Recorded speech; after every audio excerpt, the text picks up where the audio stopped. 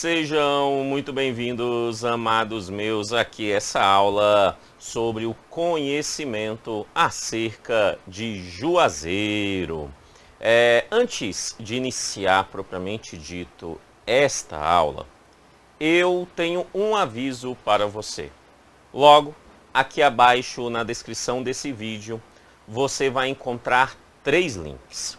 O link número 1 é o link de material em PDF de apoio a essa aula. Esse material que você está vendo aqui na tela, você vai conseguir baixar ele e ter ele com você. Ele é importante tanto para assistir a minha aula e fazer as suas devidas anotações, como até mesmo para você estudar, fazer ali revisões, né, sobre esse conteúdo. O conteúdo desta aula de hoje, é sobre os aspectos históricos de Juazeiro, beleza? Então você vai encontrar aí o material em PDF de apoio a essa aula, que é muito importante para a sua aprovação no concurso de Juazeiro 2021. De boa? Então link número 1, material em PDF de apoio. Link número 2 é uma playlist com videoaulas gratuitas aí destinadas ao concurso de Juazeiro 2021. Você vai encontrar nessas videoaulas gratuitas videoaulas sobre o conhecimento acerca de Juazeiro e também videoaulas relacionadas ao conhecimento pedagógico. São 2 áreas que eu domino bem, então eu criei ali um curso com essas 2 áreas. E então eu estou colocando algumas videoaulas deste curso nessa playlist gratuita para você, beleza? Então, no link 2 é uma playlist com videoaulas gratuitas gravadas por mim, professor Kennedy Santos, especialmente para você, tá? Então, vai lá no link 2 e assista as outras aulas também focadas aí neste concurso de Juazeiro. Beleza. E o link 3? O link 3 é o link do curso completo, tanto de conhecimentos acerca de Juazeiro, quanto de conhecimentos pedagógicos, beleza? Tá? Aonde você tem, somando conhecimentos acerca de Juazeiro, são 4 questões peso 1, e conhecimentos pedagógicos serão 6 questões peso 2. Né? Então é um assunto bastante importante para a sua aprovação neste concurso. Se você gostou da minha didática, vai lá, dá uma olhadinha no link 3 e veja como é adquirir o curso completo aí, tanto de conhecimentos acerca de Juazeiro, quanto de conhecimentos pedagógicos focado aí no concurso de Juazeiros. O valor é basicamente para cobrir os meus custos de produção. Basicamente isso, tá? Então, verdadeiramente é um valor bem bacana. Dá uma olhadinha, tá? E caso interesse, caso goste da minha didática, né? Verifique essa possibilidade. Beleza. Aviso dado, você tem 3 links aí abaixo. Aviso dado, vamos iniciar os nossos trabalhos. Como se encontra no edital de vocês? Lá, ele fala assim, conhecimentos acerca de Juazeiro. Quando ele fala sobre isso, aí ele fala lá assim, ó, sobre os aspectos históricos, geográficos, políticos, administrativos, econômicos, sociais, culturais e ambientais do município de Juazeiro. E aí ele irá cobrar 4 questões sobre este assunto. 4 questões que você precisa acertar, porque, em regra geral, serão questões bem tranquilas, desde que você tenha o conhecimento mínimo adequado sobre este assunto. Ok? Tá? Você precisa acertar, porque acertando essas questões, você vai ter ali um diferencial em relação à maior parte dos candidatos a este concurso. Escuta o que eu estou lhe dizendo, tá? Porque a maioria vai desconsiderar, são 4 questões, vale peso 1, tal, vou dar só uma olhadinha. Não faça isso. Garanta essas questões, porque você vai estar à frente dos demais candidatos com muita tranquilidade, eu te afirmo isso. Beleza? Tranquilo? Show. Ok. Tá? E aí, o que nós vamos ver hoje? Hoje, o nosso foco é o primeiro título, aspectos históricos. Isso mesmo. Hoje nós vamos estudar a história de Juazeiro, tá? Que é verdadeiramente muito tranquila, tá? Muito tranquila. Então, vamos comigo para a história de Juazeiro. Olha, quando nós falamos sobre Juazeiro e falamos do seu contexto histórico, é óbvio que é necessário a gente vincular essa história à história da Bahia e à história do Brasil. Isso é óbvio, beleza? Então, como é que funciona? Vamos lá, ó, a história de Juazeiro. Primeiro, alguns apelidinhos que o Juazeiro recebeu no decorrer da sua história. Oásis do Sertão, Califórnia brasileira, Eldorado da fruticultura irrigada, capital da irrigação.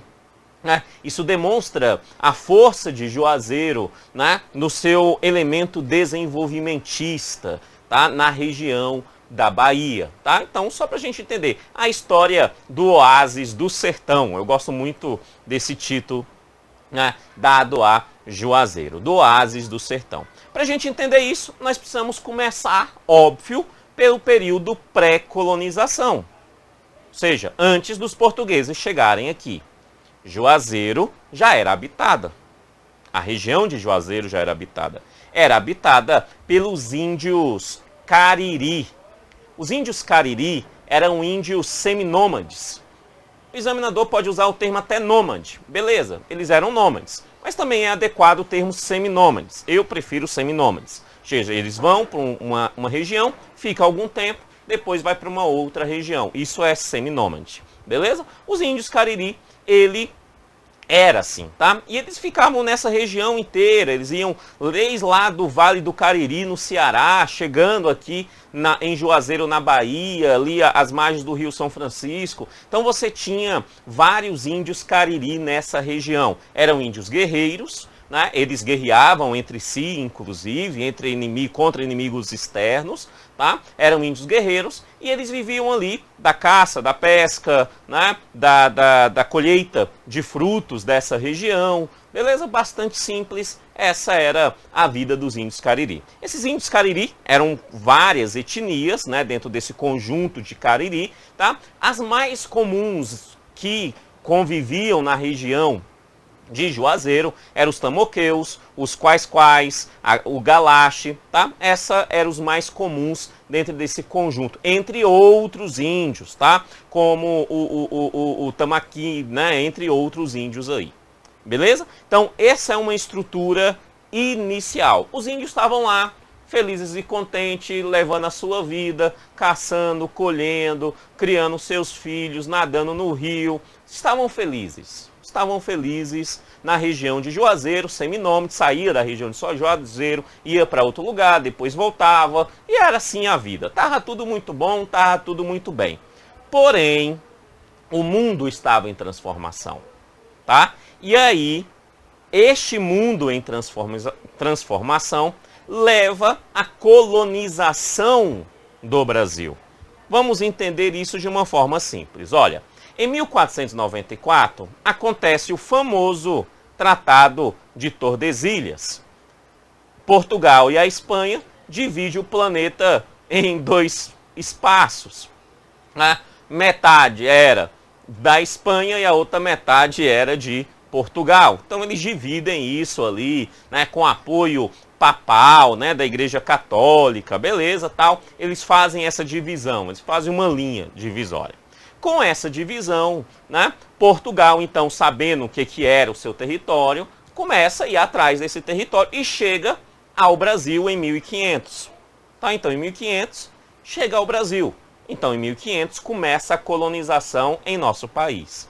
Beleza? No primeiro momento, basicamente, convívio com os índios do litoral, né, os índios guaranis, né, ali do tronco guarani e tal, começa a trocar uma ideia, aí pega ali o pau-brasil, descobre o pau-brasil, começa a explorar isso, beleza, isso no primeiro momento. Não há uma grande intenção da coroa portuguesa em explorar o Brasil nesse primeiro momento, não, tal. Até que em 1530, a Inglaterra, a França, começa também a ter tecnologia de navegação, que basicamente quem tinha antes era Portugal e Espanha. Eles começam a ter tecnologia, a Holanda também e tal.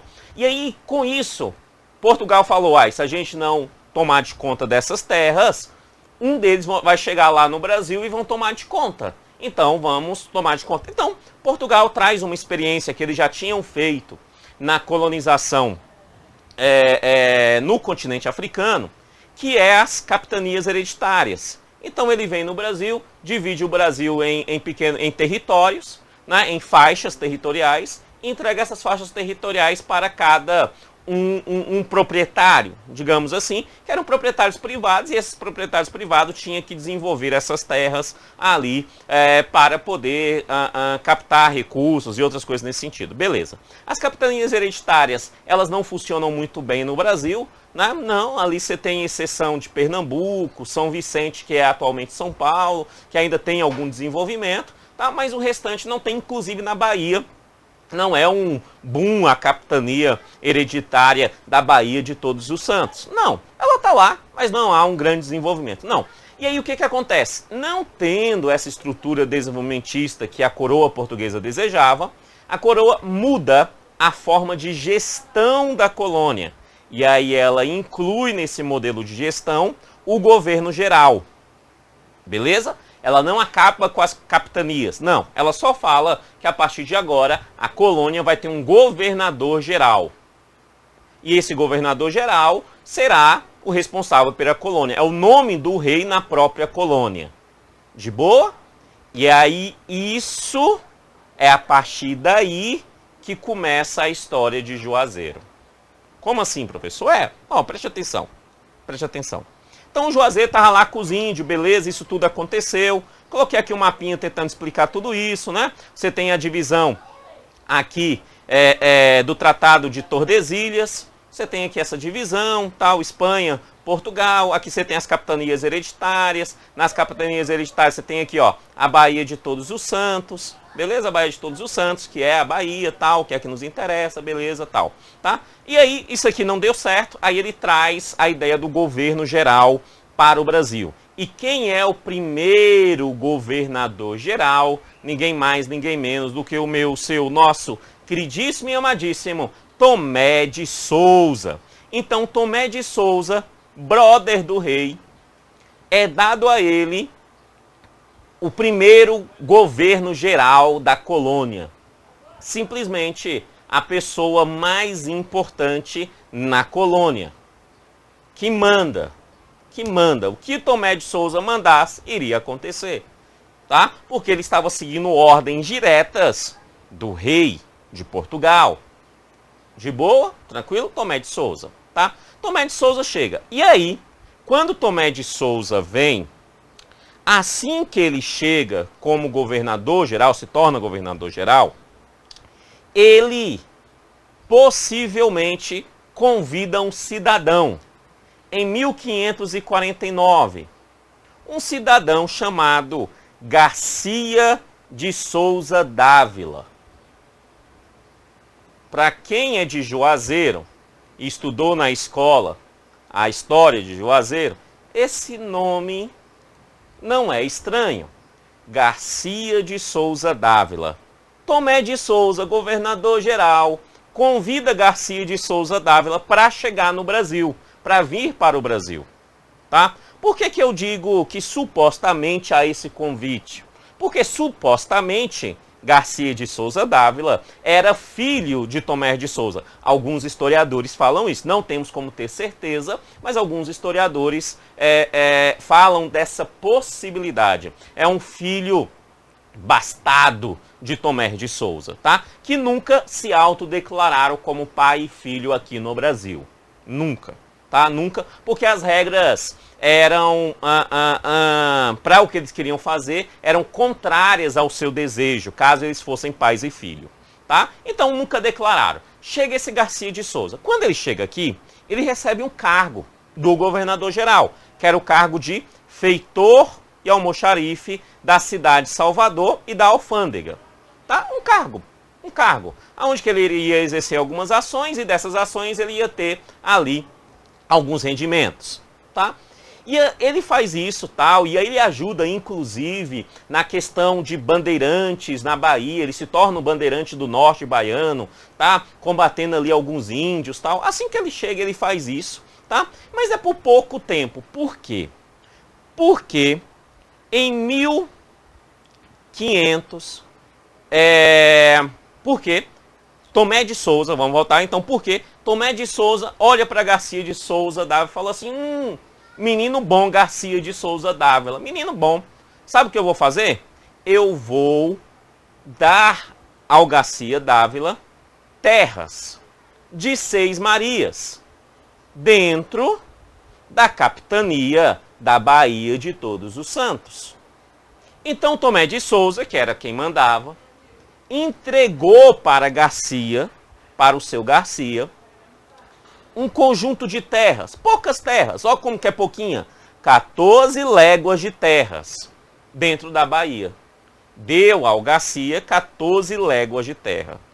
Quando ele dá essas 14 léguas de terra a Garcia, Garcia se torna alguém com muita terra na Bahia. Tanto é que logo depois a família Garcia se torna uma das famílias mais poderosas, quiçá a mais poderosa na Bahia.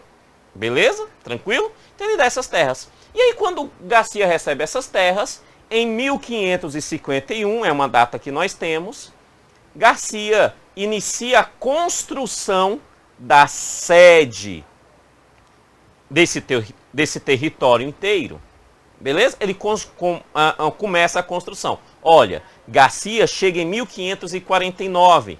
Em 1551, ele já começa a construir a terra. Então, construir a sua sede. Então, o período que ele atuou como feitor de almoxarife, verdadeiramente, como bandeirante ali na Bahia, é muito pequeno, porque de 49 a 51 é um período muito curto. E dentro desse período, Tomé de Souza dá ao Garcia Dávila esse conjunto de 14 léguas de terra dentro da Bahia. E aí, nesse conjunto de 14 léguas de terra, o Garcia, já em 51, constrói a sua sede. Aonde que ele constrói a sua sede? Ele vai construir a sua sede lá onde que hoje é o município da Mata de São João. Né? Lá no município de Mata de São João, ele constrói a sua sede. Mais especificamente, na Praia do Forte, de Mata de São João. Lá ele constrói a sua sede. É uma edificação, é um castelo, é uma torre, é uma casa. Essa edificação ficou conhecida como Casa de Torre dos Garcias Dávilas. Então, a Casa de Torre dos Garcias Dávilas é a sede da gestão das terras do senhor Garcia Dávila e, obviamente, da sua família a posteriori. Tá entendendo? Beleza? Então, a sede tá lá em Mata de São João, tá? Bonitinho, é uma torre bonita, tal, tá ali, tá lá até hoje. Certinho, tá lá bonitinho. Beleza, tal. E aí, chama-se Casa de Torre de São João. Com isso, a família Garcia torna-se a mais poderosa da Bahia, tá? Você já encontra ali em 1557 elementos que demonstram claramente a força política de Garcia de Souza Dávila, beleza? Ainda mais porque muitos dizem que ele era filho de Tomé de Souza. Não tem como afirmar, mas muitos afirmam isso, certo? Todas as características para isso, apesar deles nunca ter sido declarado assim como pai e filho. Beleza, show. Tá, show. Tá? Durante esse período também, um elemento importante que a gente jamais pode esquecer é que durante esse período, mais ou menos ali 1550, né, mais ou menos esse período, chega-se à estrutura do tráfico negreiro para o Brasil. Tá? Então Portugal começa a ver a possibilidade de escravizar pessoas negras lá no continente africano, lá nas suas colônias na África, e trazer essas pessoas para serem escravas na colônia. Obviamente, na produção da cana de açúcar no primeiro momento. Tá? Então, essas pessoas são trazidas para cá como escravas. Isso começa também, então, nortear a história do Brasil e, obviamente, a história da Bahia e, obviamente, a história de Juazeiro. Então, os negros são trazidos para o Brasil como escravos, nos navios negreiros, como diria Castro Alves. Beleza? Tranquilo? Show? Então, traz aqui essa estrutura. Ok. De boa. Tá tudo muito bom, tá tudo muito bem, né? Portugal tá ali explorando a colônia, esse negócio todo, beleza, beleza, beleza, beleza, tá. E o que que tá acontecendo durante esse período lá em Juazeiro, tá? Então a família Garcia Dávila tá crescendo, essa estrutura toda, né? Tá chegando negros escravos no Brasil, tá tudo certo. E o que está acontecendo na região de Juazeiro? Nós sabíamos que lá já tinha os índios Cariri. Eles já estavam ali como seminômades, tal, naquela região, nós já sabemos disso. Mas o que que acontece? O primeiro relato que nós vamos ter é que em 1596, ou seja, ali por volta de 40 anos, 40 e poucos anos depois da chegada, né, de Garcia Dávila, né, e o seu domínio ali em boa parte da sua importância política em Portugal e da chegada dos negros como escravos no Brasil, mais ou menos 40 e poucos anos depois, nós temos o primeiro relato da região de Juazeiro. Esse relato vai ser dado pelo bandeirante Belchior Dias Moreira. Um bandeirante, alguém que entra em territórios por vários motivos, para conquistar terra, para buscar material precioso, pedras preciosas, ouro, escravizar índios, né? Busca por escravização de índios, entre outros elementos. Tá? Então, beleza. O que nos interessa é que o bandeirante Belchior Dias Moreira, esse nome é importante, você tem que lembrar o nome desse bandeirante, ele pode cair em prova, tá? Então, o bandeirante Belchior Dias Moreira, em 1596, ele está nessa região, ali de Juazeiro, e aí naquela região ele encontra, olha que legal, ele encontra pessoas transitando por aquela região. Que pessoas são essas? Mascates, ou seja, vendedores. Pessoas que iam buscando comércio de cidade em cidade. Comprava um negócio aqui, vendia na outra cidade ali, num povoado aqui, vendia no outro povoado ali, já encontrava mascates ali, tá? E além de mascates, também encontrou tropeiros. Pessoas que passavam em tropa, vindo de uma região para outra, em cavalos, né? Ali também trazendo elementos importantes para quem os contratava. Beleza? Então, tropeiros também passavam por aquela região, na região de Juazeiro. E onde que eles se encontravam? Obviamente, imagine, você está em Juazeiro, não tem a cidade de Juazeiro ainda não, você está em Juazeiro. Pensa num lugar frio, não é? Lugar frio, Juazeiro, certo? Então você está lá, você quer descansar, você vai descansar onde? Óbvio, debaixo de um pé de juá, óbvio, de um juazeiro, não é? Você vai descansar debaixo de um juazeiro, que dá muita sombra, tá? Daí o nome da cidade, beleza? Tá? Então, você encontra naquela região essas pessoas. Esses tropeiros, esses mascates, se tornaram inclusive informantes do bandeirante. Ou seja, eles falavam para o bandeirante ali sobre os índios da região, que era algo importante para o bandeirante saber. Beleza? Então eles davam informações sobre os índios da região para esse bandeirante. Ponto, é o que nós sabemos. E esse local ficou conhecido nessa época como a Passagem do Juazeiro. Basicamente tinha um ponto de apoio para quem passava por lá descansar. E aí nessa passagem foi construído já algumas casas de taipa nessa região, ainda por volta de 1596. Basicamente era um ponto de passagem. Mascate ia lá, descansava, bebia uma água, descansava à sombra do Juazeiro, os tropeiros também, os bandeirantes, junto a Belchior Moreira. Quando a gente fala bandeirante Belchior Moreira, ele é o líder entre esses bandeirantes, ele não estava só, tá? Tinha outros bandeirantes. Então também passava ali e tal, descansava, bonitinho, e era isso. E era isso, beleza? De boa? Ok. Só que o tempo passa, o tempo voa, e a poupança Bamerindos continua numa boa.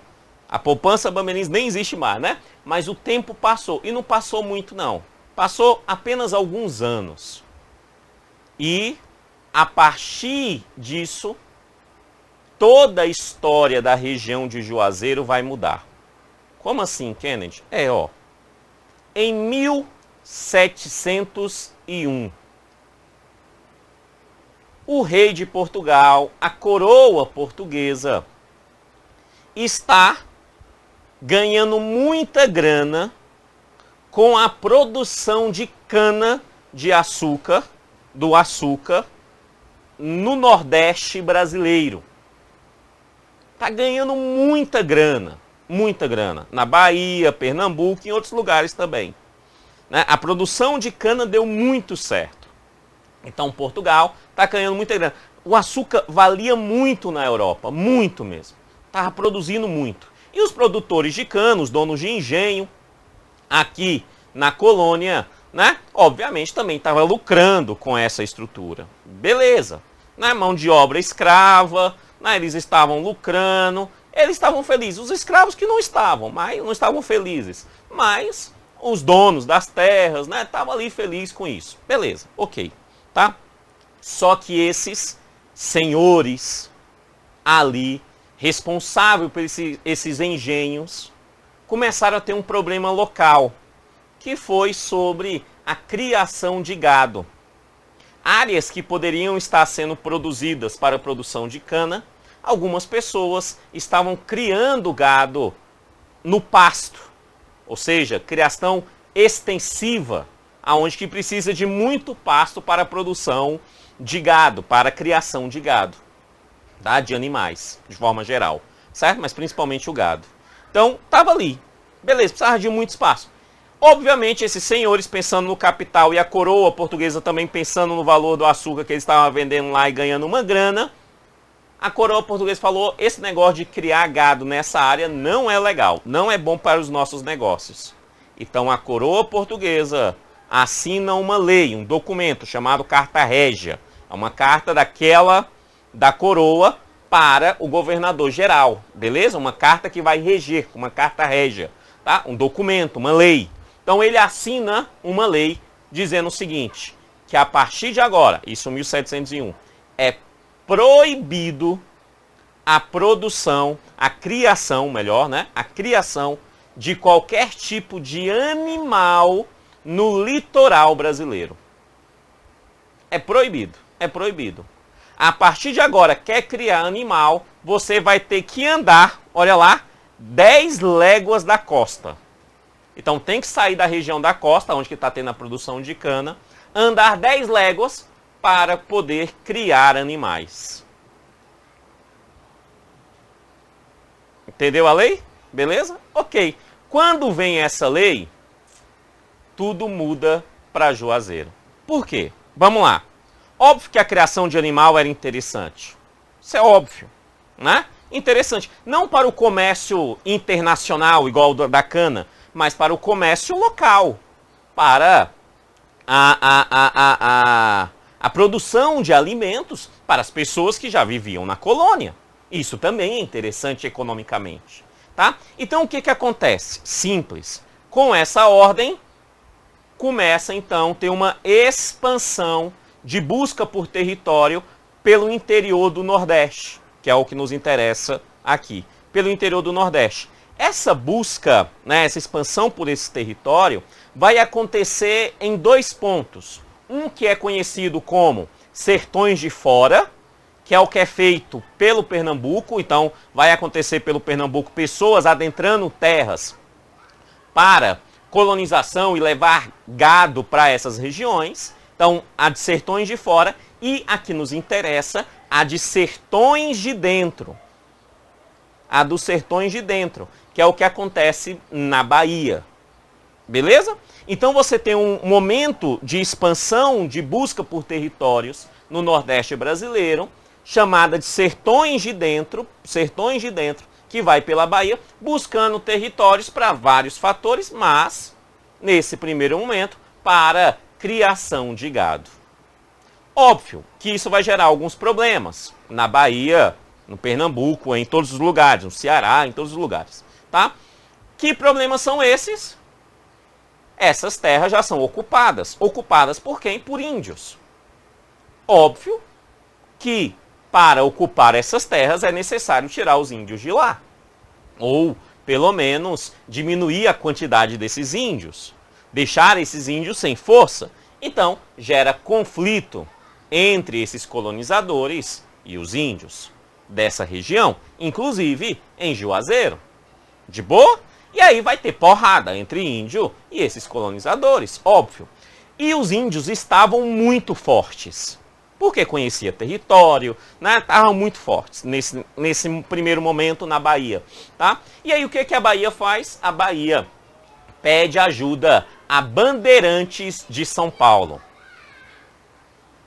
que eram muito cruéis com índios nos seus aspectos de bandeirantes. Tá? Quando falamos em bandeirantes no Brasil, são principalmente bandeirantes da Bahia e de São Paulo. Mas de São Paulo desenvolveu uma técnica de combate a índio bem superior à da Bahia. E aí o que eles fazem? Eles falam assim, os índios aqui estão nos dando trabalho na Bahia. Então vamos trazer bandeirantes de São Paulo que fazem por dinheiro. Simples, tá? E aí esses bandeirantes vieram, adentraram ali sertões de dentro, na Bahia, né? E aí começaram a conquistar territórios tal. E muitos desses bandeirantes, olha como que isso é legal, muitos desses bandeirantes de São Paulo, quando conquistaram esse território depois de ter matado muitos índios, né? O que eles fazem? Eles permanecem na Bahia. Eles conseguem terras, eles falam assim, cansei dessa vida de bandeirante, eu vou explorar aqui a criação de gado, aqui na Bahia, porque eu consegui terras, tal. Quero mais negócio de bandeirante não, vou viver a minha vida agora na tranquilidade, na sombra de um juazeiro. Olha, né? Então eles vêm para essa criação de gado, beleza, tal, né? Então muitos bandeirantes. Isso vai acontecer na Bahia inteira, beleza? Obviamente, inclusive em Juazeiro, tá? E aí, pensando em Juazeiro, o que acontece? Em 1701, o rei falou, não pode mais criar gado. Ah, vai ter os sertões de dentro, vamos expandir terra dentro da Bahia. Vamos expandir. Já tinha um relato sobre Juazeiro, as margens do Rio São Francisco, já tinha esse relato. Quando tinha esse relato, já tinha ali povo passando por lá. A família Garcia Dávila olha aqui e fala, ali talvez seja um território interessante. Lembra da família Garcia Dávila? Lembra? Tá? Lembra? Beleza. Ela falou, talvez ali seja um território interessante. Vou usar toda a minha influência política para anexar o território, que hoje é Juazeiro, às minhas terras. E a família consegue. É por isso que você encontra, quando você escuta, você vai ler sobre a história de Juazeiro, você sempre escuta lá termos como o território de Juazeiro é incluído nos domínios da Casa de Torre dos Garcias Dávilas. Do domínio da Casa de Torre, que Casa de Torre é essa? Aquela que é a sede. A Casa de Torres é a sede. Beleza? Tá, a sede. No domínio de Casa de Torre significa no domínio da família Garcia.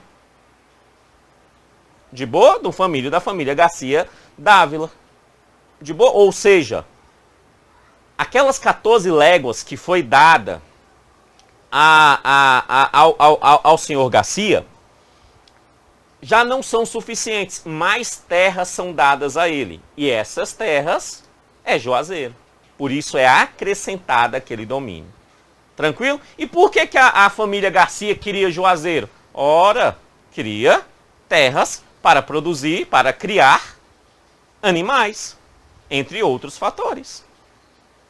E que terras já conhecidas, porque passava tropeiro por lá, passava mascate por lá, bandeirante por lá, tinha índios já conhecidos, os bandeirantes também já conseguiram ali combater esses índios, eu quero essas terras. E assim começa o que hoje nós conhecemos como Juazeiro. De boa? Tá? Então, ó, nesse caso vai surgir o primeiro povoado em Juazeiro, primeiro povoado, né? Por que surge o primeiro povoado? Por conta disso. Descobre-se que na região é muito boa para a criação de gado, de pecuária extensiva, porque você tem um pasto bom para isso. Além disso, descobre que ali as margens do Rio São Francisco, além da água, que é muito importante para essa produção, né, descobre barreiras de sal, que para a produção de gado ter sal é muito importante, para a criação de gado ter sal é muito importante. Né? Então descobre esses elementos, tá? E aí, obviamente, Juazeiro começa a desenvolver. Desenvolve por conta desse gado, traz para essa região mão de obra escrava. Sim, já nesse momento você já tem ali alguma mão de obra escrava. Não é o boom da mão de obra escrava na região, ainda não, tá? Mas você já tem mão de obra escrava, sim, sendo trazida para esse elemento. Afinal, a família Garcia é uma família muito poderosa, né? Então você já tem ali. Então você começa a desenvolver essa região. E Juazeiro, inclusive, passa a ser um ponto de entrada para a região do Piauí e do Maranhão. Tá? Ponto de entrada e ponto de saída do Piauí e do Maranhão, já aqui, para aqueles que queriam ir para essas regiões. Os tropeiros, né, os próprios bandeirantes, tal. Já tem em Juazeiro ali um ponto de apoio para essa estrutura. De boa? Tranquilo? Tudo isso vai acontecer a partir de 1701. Por quê? Porque eu preciso ter um local para criar gado. Então você começa a ter em Juazeiro essa estrutura. Tranquilo? Beleza? Ok. Só que aí, se eu já tenho um povoado, é necessário que haja a manutenção da fé dessas pessoas. É necessário que haja a evangelização cristã nessa região, tanto para essas pessoas e para catequizar os índios que ali ainda viviam. Muito importante. Então, em 1706, preste atenção, 5 anos depois, olha o tanto de coisa que acontece em 5 anos, é muita coisa, tá? Em 1706, a missão franciscana, os franciscanos vão para Juazeiro. Para quê? Para catequizar os índios, não só para catequizar os índios. É missão cristã no mundo todo, a evangelização. É um dos elementos básicos da fé cristã. Mas, no Brasil, essas missões, elas entram fortemente para catequizar os índios. Perceba que em Juazeiro é a missão franciscana, não é a jesuítica. São ordens diferentes. Existe a ordem dos jesuítas, a ordem dos franciscanos. Beleza? Existem ordens dentro da Igreja Católica. Aqui está no Nordeste, como um todo, na maioria das vezes, no Ceará, aqui na Bahia. Quem entra, na verdade, são os frades franciscanos, os capuchinhos, tá? Então, eles que vão para essa região. Os franciscanos chegam lá para catequizar os índios, principalmente, né, conforme os relatos, os tamoquins, que viveram, então, nessa região, juntamente com essa criação de gado, eles já estavam ali, né? Então, eles foram para lá. Chegando, obviamente, o que eles precisam fazer? Ter um local para celebrar a missa. Então, eles irão constituir uma capela, um lugar simples, né, para poder ter ali os ritos da missa, tá? Já que franciscanos são frei ordenados, então eles celebram missa, presidem missa, né? Então eles também precisam de uma capela e obviamente precisam de um local para morar. Então eles também instituem um convento, tá? Um convento. Assim que chega 1706, eles começam a catequizar os índios. Beleza, tá? E eles já chegam fazendo isso. E obviamente, eles vão crescer de certa forma bem rápido dentro dessa perspectiva, afinal, você está falando de pessoas que vivem na região com da fé católica. Pelo menos a maioria das pessoas professam a fé católica nesse momento, tá? Então eles crescem bastante ali e tal.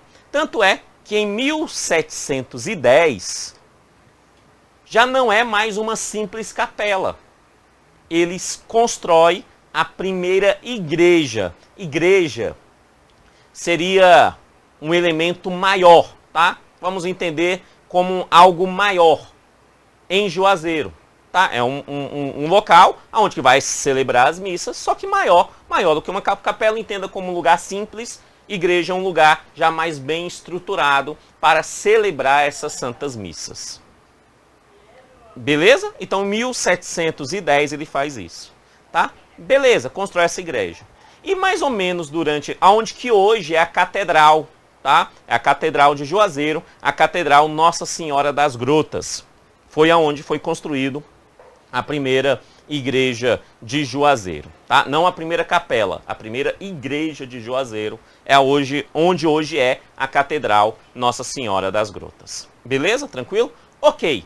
Só que com isso surge um novo elemento, ainda em 1710, mais ou menos nesse período, que é o seguinte: um índio, obviamente, já catequizado pelos esses franciscanos, trabalhava. Trabalhava em quê? Qual era o elemento de produção econômica de Juazeiro? Gado. Então ele trabalhava com gado, ele era um vaqueiro. Um índio vaqueiro, é assim que os termos históricos tratam sobre ele. Um índio vaqueiro, ele estava lá cuidando do gado. E uma vaca, ela se perde. Um gado, um boi, uma vaca se perde. Tá? Se perde. O termo utilizado nos textos históricos que falam sobre isso é uma vaca tresmalhada. Ou seja, uma vaca perdida. Né? Uma vaca se perde.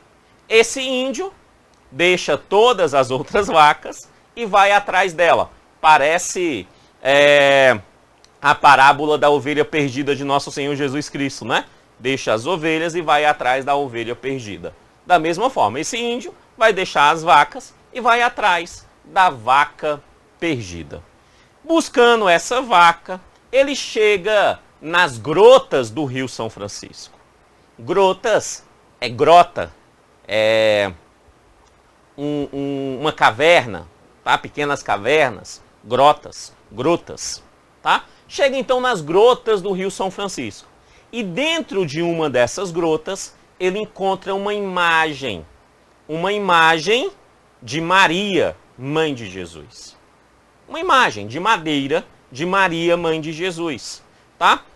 Uma imagem, inclusive, bem bonita. Tá? Eu acho bem bonita. É Maria segurando uma criança, Jesus. Tá? E aí este índio leva essa imagem aos franciscanos. Os franciscanos colocam ali um nicho dentro da igreja. A igreja que já foi construída em 1710. Beleza? Coloca lá em um nicho, em um ambiente, para que as pessoas consigam ver aquela imagem. E a partir dali, dar um título a Nossa Senhora por conta desta imagem. Porque Maria tem muitos títulos. Nossa Senhora de Fátima, Nossa Senhora Aparecida, Nossa Senhora do Carmo, Nossa Senhora da Assunção, Nossa Senhora Mãe da Divina Providência. Você tem muitos títulos para Maria, tá? E todos eles começam com o termo Nossa Senhora, tá? E aí dar um título a Maria naquele momento, chamada então de Nossa Senhora das Grotas, que tornou-se padroeira de Juazeiro. Hoje é a padroeira de Juazeiro, Nossa Senhora das Grotas. Com essa imagem ali, aumenta-se, né, a fé das pessoas e você começa, obviamente, ter uma movimentação religiosa nessa igreja, né, mais forte por conta dessa imagem encontrada, que passa a ser atribuída, então, milagres realizadas ali e tal. Beleza, tal, começa o desenvolvimento da fé. E aí essa imagem, ela se encontra, ela dá origem, então, a uma devoção, Nossa Senhora das Grotas, padroeira de Juazeiro. Isso em 1710, que é uma imagem encontrada por índio, tá? Isso é muito comum na América, tá? Você vai em vários lugares, você vê índios encontrando imagens, tendo ali alguma relação com Nossa Senhora, e a partir dali começa uma devoção nova. Isso aconteceu na Venezuela, a padroeira da Venezuela também é assim, isso acontece no México, entre vários outros lugares. O próprio Brasil, né, Nossa Senhora Aparecida não são índios, mas foram pescadores, né, que encontraram uma imagem de Nossa Senhora do Carmo, né, e a partir dali, como ela apareceu, deu um novo título, Nossa Senhora Aparecida. Então isso é muito comum, tá? Muito comum. E aí em Juazeiro acontece essa estrutura. Isso em 1710. Beleza? Tranquilo? Show, show. Juazeiro tá ali, feliz e contente, tal, tá crescendo, tá? Tanto é que em 1766, ali uns 40 e poucos anos depois, 46 anos depois do encontro, de encontrar, né, a imagem de 56 anos depois, né? 56 anos depois de encontrar a imagem de Nossa Senhora das Grotas, o governo geral em nosso país muda o status jurídico de Juazeiro, tá? Ou seja, Juazeiro juridicamente, um termo jurídico, não administrativo, um termo jurídico, tá? Juridicamente, Juazeiro passa a ser colocado como categoria de julgado, que vai estar dentro da comarca de Jacobina, tá? Dentro da comarca de Jacobina. Então existe uma comarca, uma região para decisões jurídicas, né? E aí Juazeiro passa a ser um julgado dentro dessa comarca em 1766. Isso demonstra já a importância de Juazeiro na região, já é um julgado. Beleza? Tranquilo? Show. Tá, então tá lá, criando gado, encontrou sal, pecuária extensiva, nas margens do rio, né? O Rio dos Currais, né? Um apelido dado ao Rio São Francisco, porque tinha muitos currais para cuidar desse gado. Beleza, a cidade cresce, chega os franciscanos, né? Cuidar dos índios, catequizar, beleza, aí evangeliza, aí constrói capela, constrói convento. 1710 você tem a primeira igreja, que aí um índio encontra uma imagem que dá origem à padroeira Nossa Senhora das Grotas. Beleza, tá tudo muito bem, tá tudo muito bom, isso em Juazeiro. Porém, como eu já disse, o tempo passa, né? E aí você tem mudanças externas. Olha lá, preste atenção o que vai acontecer no Brasil durante esse período, né? Primeiro, em 1808, a família real vem para o Brasil. Está tendo lá, né, as guerras napoleônicas, né? Napoleão vai para Portugal, a família real, né, termina vindo para o Brasil ali por conta das perspectivas napoleonanas, que não era muito interessante para o rei de Portugal permanecer lá. Então vem para o Brasil, né? Dom João vem para o Brasil, pega todos os meninos, pega os panos de bunda e vem para o Brasil. Tá? Beleza, de boa, tal. Vem para o Brasil. Chega em Salvador, depois vai para o Rio de Janeiro, aquele negócio todo, muda tudo. Beleza. 1815, já no Brasil, Dom João fala assim, eu não quero morar numa colônia, não, eu quero morar em Portugal. Então, vou mudar a estrutura. Eu vou tirar o Brasil de colônia e o Brasil, a partir de agora, vai ser Reino Unido, Brasil, Portugal, Algarves. Ou seja, Brasil deixa de ser colônia e se torna Portugal. É um Reino Unido de Portugal, o mesmo reino. Estamos dizendo que a gente é a mesma coisa que Portugal, que o Brasil e Algarves. Somos a mesma coisa a partir daí, 1815, beleza? Tá. E aí, alguns anos depois, em 1822, Dom João já tinha voltado para Portugal por umas questões de briga lá do reinado, tal. Napoleão já tinha sido vencido, tal. E aí Dom João volta e deixa aqui um príncipe regente, Dom Pedro I, né, dessa região. Só que Dom Pedro I, em 1822, o que ele faz? Independência do Brasil. Resumidamente é isso. Deixamos de ser Portugal e passamos agora a ser um país soberano, independente, chamado Brasil. De boa? Ok? Aí já nisso começamos a ter alguns aspectos. Vem comigo. Voltando para Juazeiro. Depois da independência do Brasil, em 1833, o rei, obviamente, por conta do próprio presidente da Bahia, porque os estados, o que hoje nós chamamos de estado, falamos que tem um governador, a essa época não eram tratados como governador, não eram títulos, era presidente, tá? Então, o presidente da Bahia que é obviamente escolhido pelo rei, vai dizer para o rei e vão gerar uma ação muito importante. Vai falar assim, ó, sabe Juazeiro? Sei. Juazeiro não dá mais para ser um povoado. Não. Juazeiro é muito importante na economia da Bahia. Não dá para ser mais da própria estrutura para o Brasil. Né? É um elemento importante às margens do Rio São Francisco. Não dá mais para ser um povoado. Não. Então, Juazeiro é elevado a vila. Vila não é município, não é cidade. Tá? O termo, aquele período era cidade, que hoje a gente pode colocar como município. Não era. É uma vila, mas vila juridicamente passa a ter alguns direitos. Isso vai acontecer em 1833. Juazeiro se torna vila. Não é mais um povoado, é uma vila. Tá? E o que é que tem numa vila? Se é uma vila, o que acontece é, e aí ele se torna vila, desmembrando do município de Centro-Sé. Tá? Então ele é uma vila desmembrada de Centro-Sé, é uma vila. É uma vila, beleza. E o que é que nós vamos ter nessa vila? Se é uma vila, conforme a jurisdição do reinado brasileiro, é uma vila, é necessário que ela tenha uma Câmara de Decisões da Vila, que é uma Câmara Municipal, que hoje nós entendemos como uma Câmara Municipal. Então, em 1834, um ano depois de se tornar vila, é criada a primeira Câmara Municipal, tá? Da vila, não da cidade, da vila, tá? E essa Câmara Municipal vai ter como presidente Francisco de Paula Pita, que é o nome que em Juazeiro você já ouviu ele algumas vezes. Tá? Por exemplo, quando a Câmara Municipal atualmente homenageia alguém com a Comenda Francisco de Paula Pita. Né? É o nome ali dessa homenagem. Por quê? Porque foi o primeiro presidente da Câmara Municipal de Juazeiro, enquanto ainda era vila. De boa? Tranquilo? Ok. Você tem uma Câmara, você vai ter escola primária em Juazeiro enquanto vila, você vai ter agência de correio já nesse período, tá? Afinal, você tem ali o Rio São Francisco, um território interessante, então você já tem agência de correios.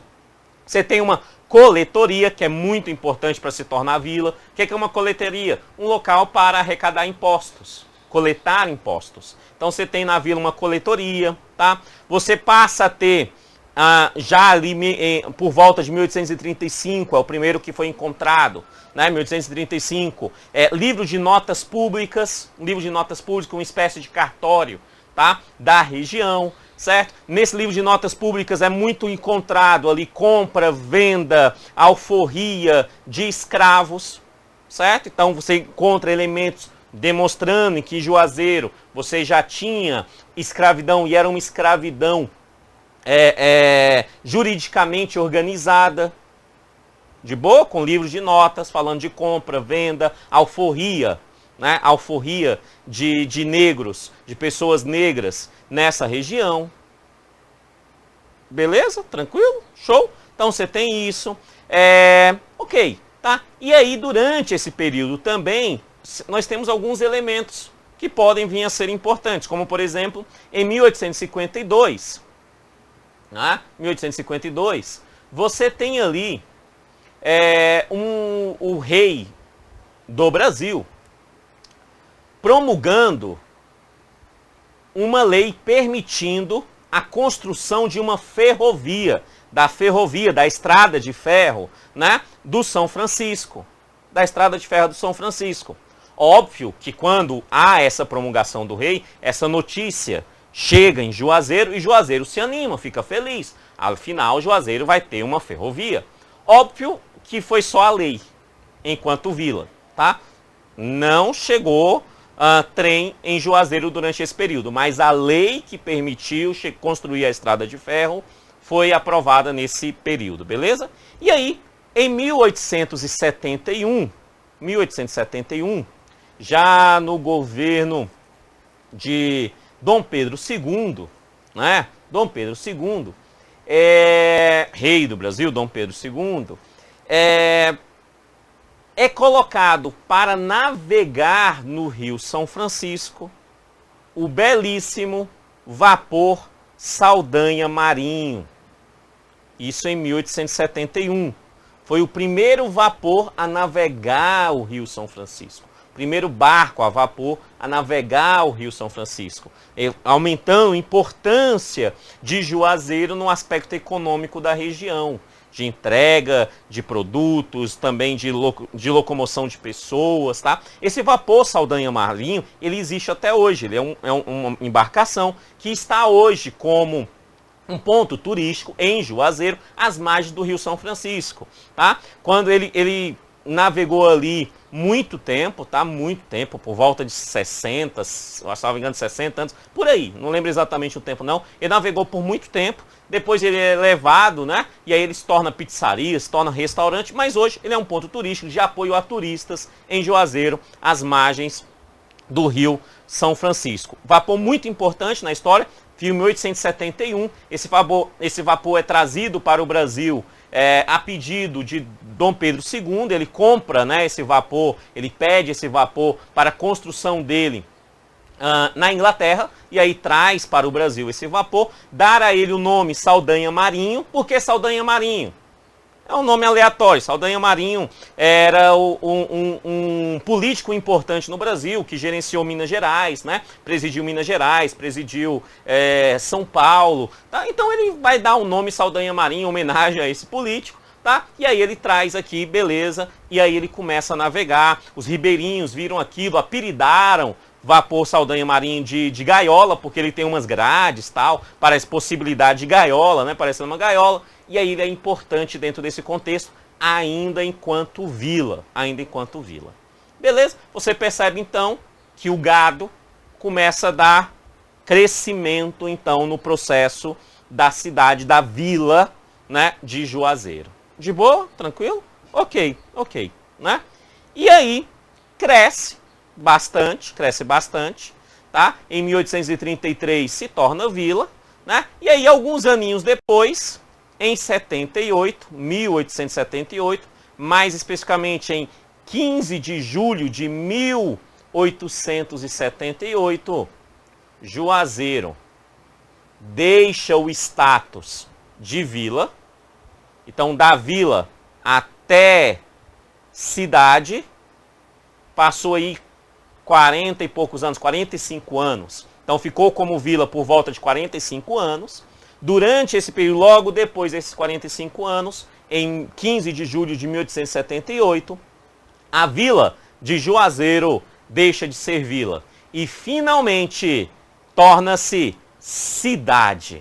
Cidade de Juazeiro, ou seja, Juazeiro passa a ter uma importância jurídica administrativa, tá? Passa a ser um ente federativo, se a gente fosse trazer para a atualidade, né? Ele passa a ser caracterizado como um município próprio, com a autonomia própria. Beleza?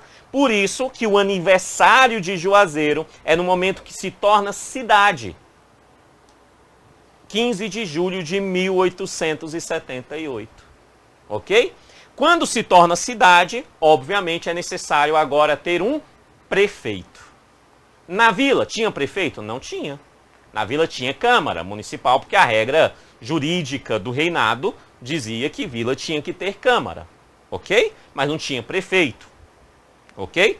Quando se torna cidade, ela passa a ter um prefeito. Tá? O primeiro prefeito foi o senhor Francisco Martins Duarte.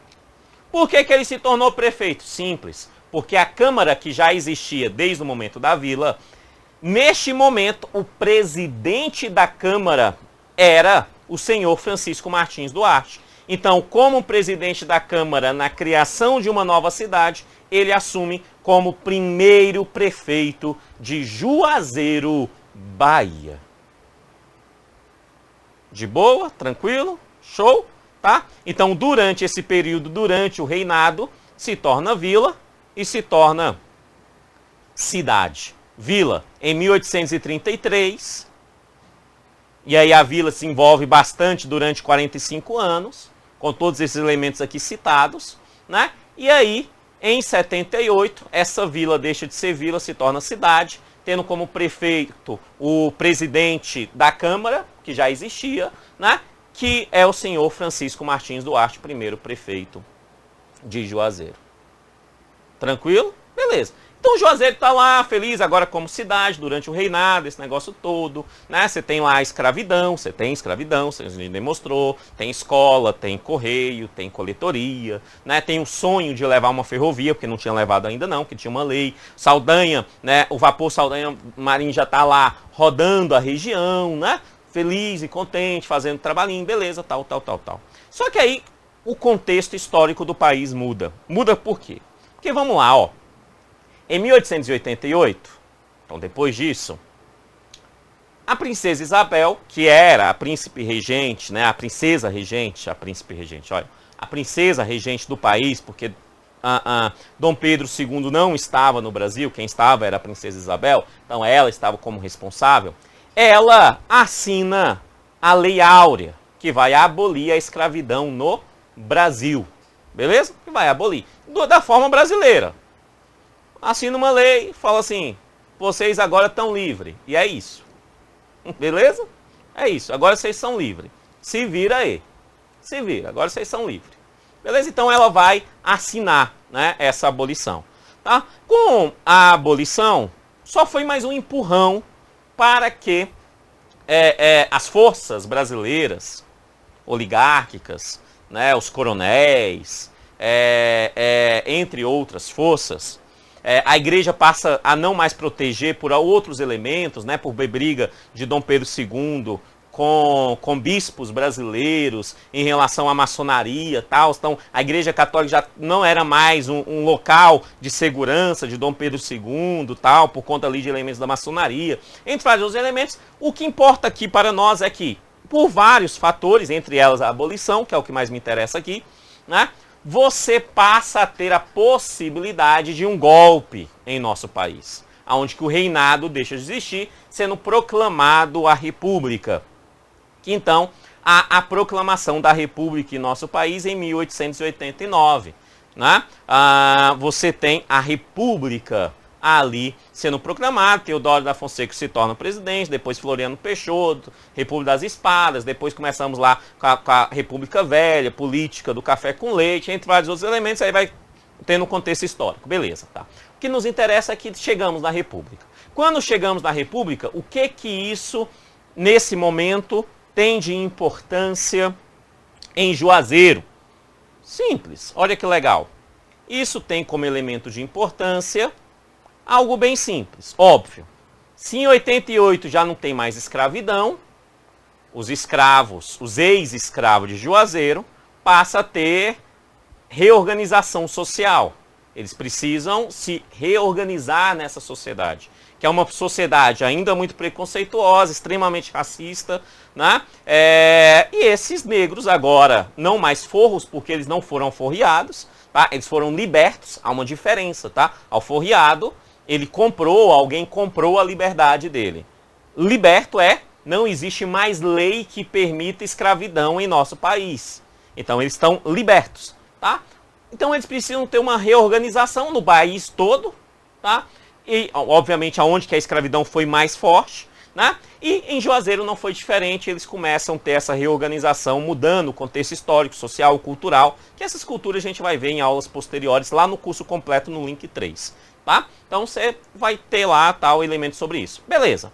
E aí você vai ter um outro elemento depois disso, em 1896, que é um elemento importante no contexto de Juazeiro e do desenvolvimento da sua economia, tá? Que veio lá do gado, já sabemos tudo isso, beleza, tal, né? Que pela primeira vez, nós vamos ter então a inauguração de uma estação de trem em Juazeiro. Isso em 1896. Preste atenção, ó. A autorização, como nós vimos, foi em 1852. O rei autoriza a construção em 1852. Tá? Ela só vai chegar verdadeiramente em Juazeiro como estação de trem em 1896, já na República. Beleza? Tá? Então a estação de trem em Juazeiro. De boa. Um elemento importante, economia da cidade, o trem passa, beleza, tal. De boa. Tá? E aí o tempo vai passar por toda essa república, né? Política do café com leite, aí vem Vargas, né? Estado Novo, beleza, aí depois vem os governos populistas iniciados por Vargas, Juscelino Kubitschek, aquele negócio todo tal, até que um novo contexto histórico brasileiro, em 1964, por vários elementos que eu não entrarei aqui no mérito, acontece então o início do governo militar em nosso país. Em 64 acontece o início do governo militar em nosso país.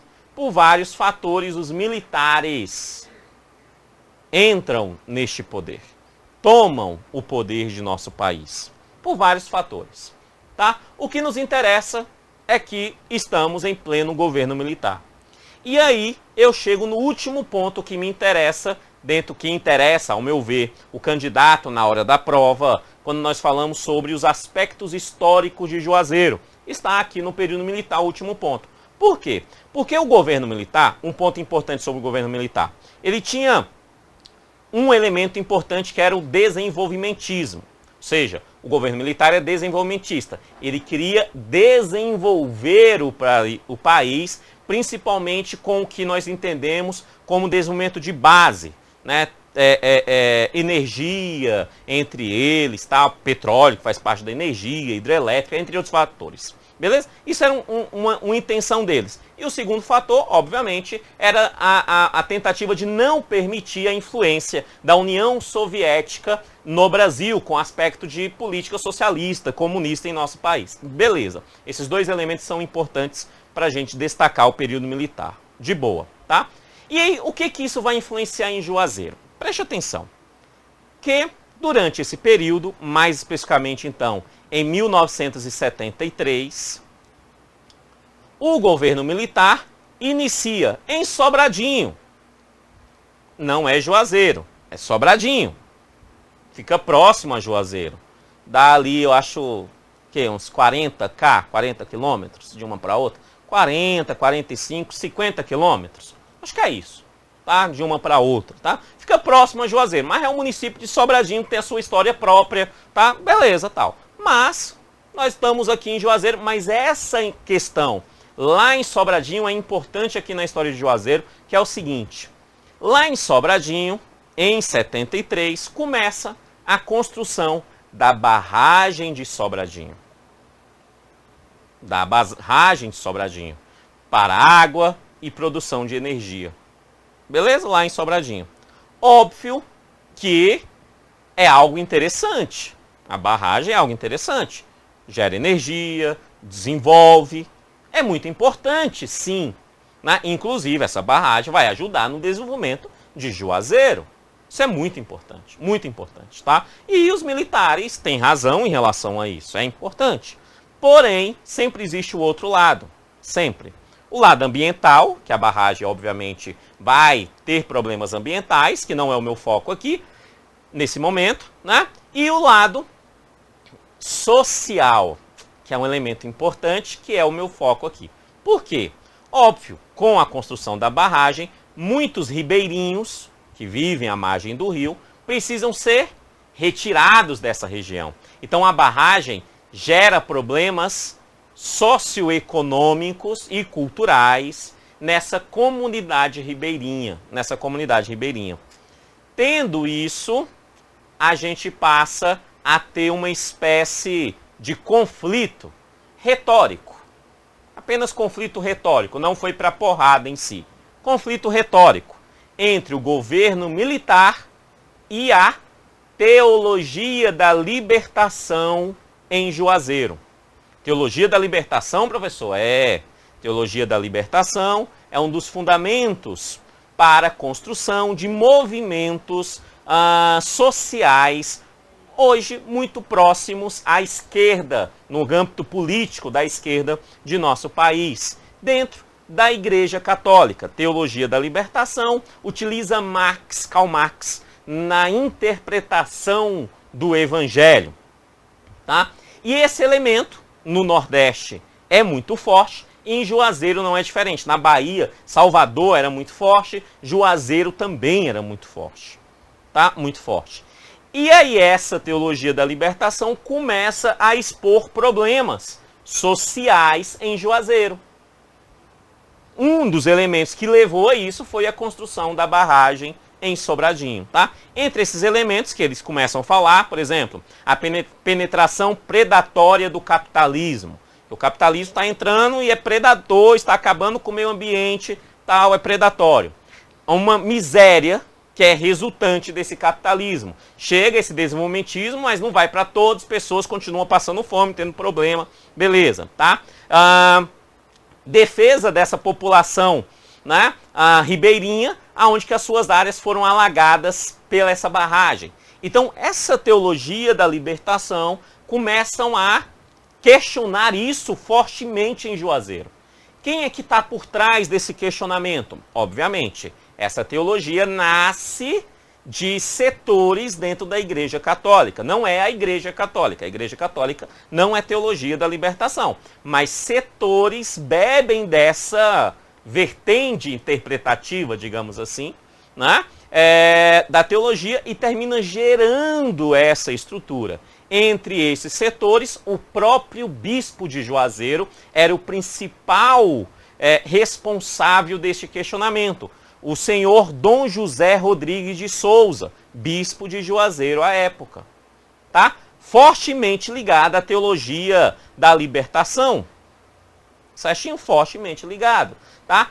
E com amparo forte também da Comissão Pastoral da Terra, que é uma comunidade, né, de base, né, as pastorais de comunidade de base. A Pastoral da Terra é uma das primeiras em relação a isso, que vai dar origem ali, depois a questão de busca por reforma agrária, movimento MST termina surgindo desse aspecto também, influência daí, tá? Então você tem esse bispo com apoio dessa Comissão Pastoral da Terra, também da Teologia da Libertação, começa a questionar esse elemento da construção da barragem de Sobradinho e os problemas que esse capitalismo cruel, desenvolvimentista, né, trazem para essas pessoas que vão ter ali a miséria não sendo respeitadas. Isso gera, diria, um conflito intelectual, tá, que termina incomodando o governo militar.